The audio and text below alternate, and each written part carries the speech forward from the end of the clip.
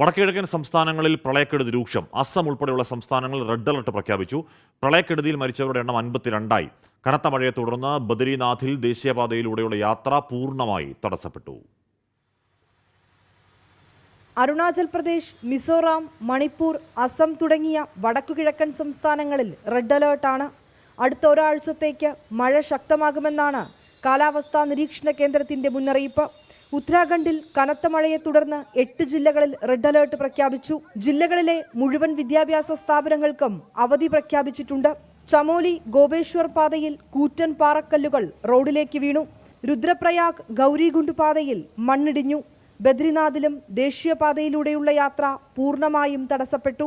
രാജസ്ഥാനിലെ ഡോങ്കിൽ ശക്തമായ മഴയെ തുടർന്ന് വെള്ളപ്പൊക്കമുണ്ടായി. നിരവധി വീടുകളിൽ വെള്ളം കയറി.